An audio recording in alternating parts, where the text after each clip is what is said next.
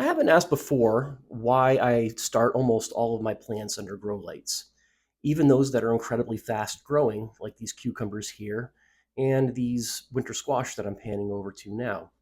Well, I actually have some good reasons for eschewing direct sow in favor of starting under grow lights, not the least of which is cats.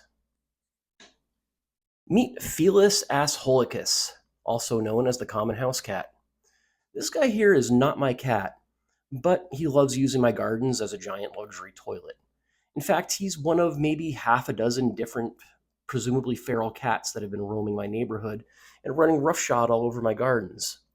So, why is this a problem? Here's what a cat will do to an unattended garden bed. As if it wasn't bad enough that they decide to leave their giant reeking wet steamers in my gardens multiple times a day, the burying action they do is really disruptive to the soil surface. As you can imagine, the burying of the poop would disrupt freshly sown seeds and can destroy freshly emerged seedlings.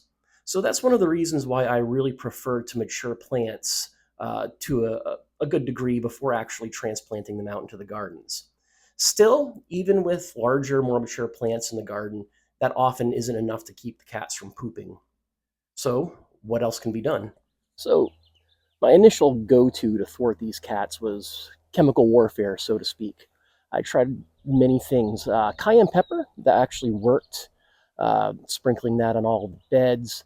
Problem with that is that it lasts only until you water or it rains, and then it loses all effect. It's also purchasing it in quantities sufficient to cover all my garden beds was a little bit cost prohibitive, so that was a no-go. I also tried a concentrated orange oil. I know from the way our cats inside avoid things like lemon rinds that cats are not a fan of the scent of citrus. So I purchased some concentrated orange oil and applied that around the beds. That did absolutely nothing to thwart them. So it turns out that the only thing that ultimately worked to stop cats from using my gardens as their personal toilet was good old-fashioned area denial. Now, nature will eventually provide its own cat deterrent.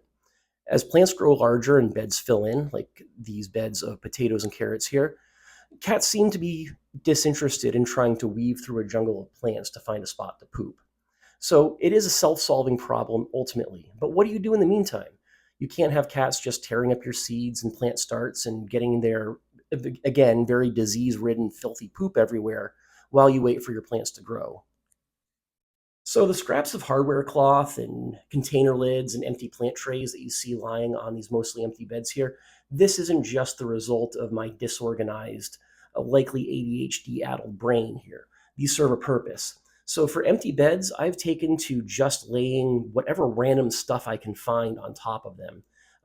Obviously, a cat isn't going to want to jump around on a bunch of hardware cloth as it scratches and tries to find a spot to poop. So again, area denial. This has been really, like I said, this is the only thing that I've found to reliably stop these damn cats from crapping in my gardens.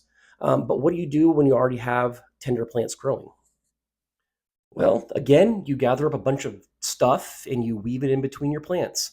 What I've done here with these freshly transplanted tomatoes is I've bundled up some twigs. We had a privet tree. The top of it broke off during a windstorm, and the remains are piled up by the roadside.